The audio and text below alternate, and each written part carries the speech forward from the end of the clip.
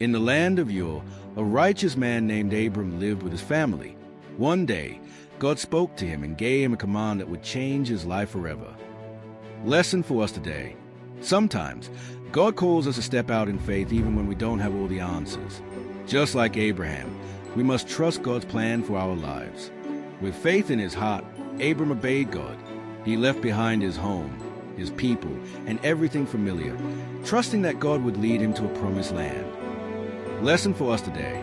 God may ask us to leave our comfort zone, whether it's a job, a relationship, or a situation. When we trust him, he leads us to greater blessings.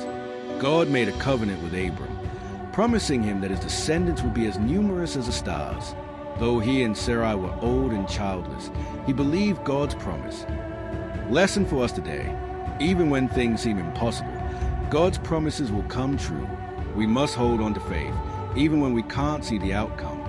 Years later, God tested Abraham's faith by asking him to sacrifice his beloved son, Isaac.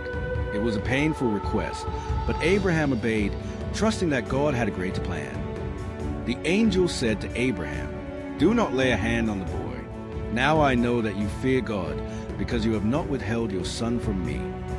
Lesson for us today. God may test our faith, but he will never fail us. He provides everything we need at the right time. Trust in him, and he will always make a way. Abraham's faithfulness led to a great legacy. His descendant became the nation of Israel, and through him, all the nations of the earth were blessed.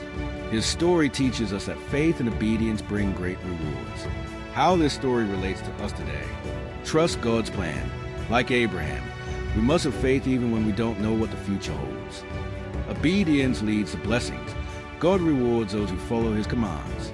God always provides. When we are in need, he will make a way. Faith can change generations. Abraham's faith impacted millions. Our faith can do the same. Abraham trusted in God, and his story teaches us to do the same. Are you ready to walk by faith